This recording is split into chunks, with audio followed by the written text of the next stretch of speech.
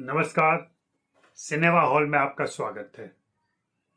आज मेरे हस्बैंड की बीवी का रिव्यू। मुदस्सर अजीज की फिल्में देखते हुए हमेशा लगता है कि वे फिनिशिंग पॉइंट तक पहुंचने के पहले ही थक जाते हैं।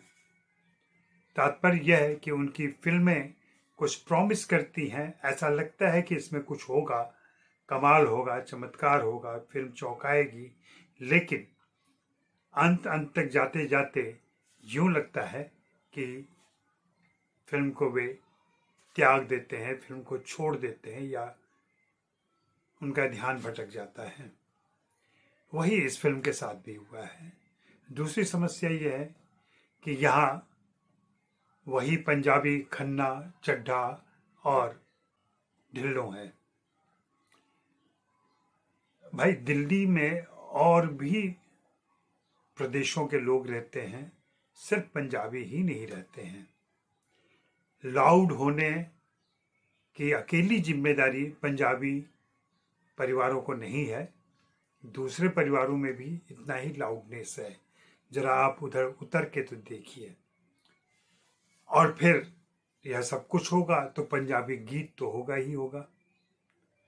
यह फिल्म इन सारे क्लीशेज का शिकार होती है। वही घिसे पिटे सिचुएशन। फिल्म प्रॉमिस करती है और ऐसा लगता है कि इस बार कुछ नया हो जाएगा। फिल्म देखते हुए मुझे ऐसा लगा कि यह फिल्म पति पत्नी और वो की थीम से प्रभावित है।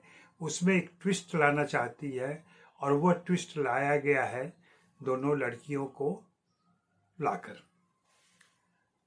फिल्म में अंकुर चड्ढा, प्रभलीन ढिल्लों और अंतरा खन्ना, इन तीनों का त्रिकोण है। मैं प्रेम त्रिकोण नहीं कहूँगा।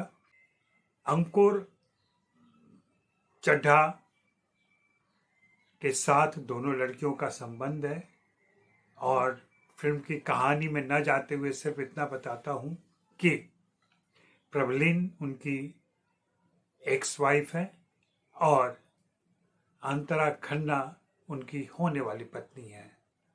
और इसमें ये सारा ड्रामा चलता है। इस ड्रामा में दो लड़कियों की आपस की राइवलरी है जो अंकुर चड्ढा के संपर्क में आने के पहले से है और बाद में वह और तेज होती है। दोनों एक दूसरे को नीचा दिखाना चाहती हैं या खुद को स्मार्ट बताना चाहती हैं। और इसमें प्रेम का एंगल तो है ही, शादी का भी एंगल है। फिर दो तीन ऐसे दृश्य हैं जिसमें हिंदी फिल्मों के किसी भी और फिल्म से उठाए गए दृश्य का एहसास होता है। रकुल प्रीत और भूमि पेडनेकर दोनों ने इन किरदारों को निभाते हुए पूरी कोशिश की है कि उनको जीवंत किया जाए, उनको लाइवली किया जाए, उनको एज पर रखा जाए। लेकिन फिल्म की स्क्रिप्ट ही इतनी कमज़ोर है कि वह उनको ऐसा करने का मौका नहीं देती है।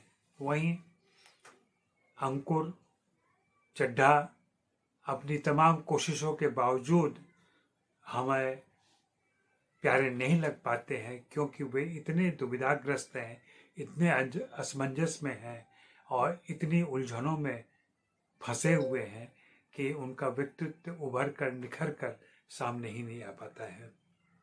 हाँ, इस किरदार को निभाते हुए अर्जुन कपूर ने जरूर मेहनत की है और वे कोशिश करते नजर आते हैं कि इस बार कुछ तो कर दूं मैं। लेकिन वही फिल्म की स्क्रिप्ट उन्हें भी साथ नहीं दे पाती है और हमें निराश कर जाते हैं। मामला वही है कि पति हैं, पत्नी हैं और फिर एक भावी पत्नी है। दिल्ली शहर है, दिल्ली शहर की अपनी परेशानियां हैं और फिर थोड़ी देर के लिए इंटरवल के बाद स्कॉटलैंड है जहां एक डेस्टिनेशन मैरिज पर सारे किरदार पहुंच जाते हैं। यह फिल्म रेट्रोग्रेड एमनेसिया पर है, जहां किसी दुर्घटना की वजह से कोई किरदार अपनी याददाश्त भूल जाता है और निश्चित नहीं रहता है कि उसकी याददाश्त कभी लौटेगी या कैसे लौटेगी, किस रूप में लौटेगी। फिल्म में वह भी एक प्रमुख कारक है। बाकी किरदार और कलाकारों को हम पहले कई सारी फिल्मों में देख चुके हैं, वे फिर से इस फिल्म में लाए गए हैं और उनके साथ उनकी जो पुरानी छवियां हैं उसका भी इस्तेमाल किया जा रहा है। जैसे कि शक्ति कपूर का किरदार जब भी कहीं कुछ कर रहा होता है तो बैकग्राउंड में उनका पुराना आओ आ जाता है। क्या जरूरत है? आप नए किरदार हैं, नया परिवेश है, नई फिल्म है, तो उनके साथ उस पुराने साउंड को जोड़ने की क्या जरूरत है? इस तरह की दिक्कतें हो रही हैं हिंदी फिल्मों में। और फिर कई बार ऐसी फिल्में देखकर लगता है कि जो हिंदी फिल्म इंडस्ट्री की बुरी स्थिति है उसके जिम्मेदार हमारे ऐसे निर्देशक और कलाकार ही हैं जो कुछ नया नहीं दे पा रहे हैं, कर पा रहे हैं। बाकी आप ये फिल्म देखिए और बताइए कि आपकी क्या राय है। शुक्रिया, मेहरबानी, धन्यवाद।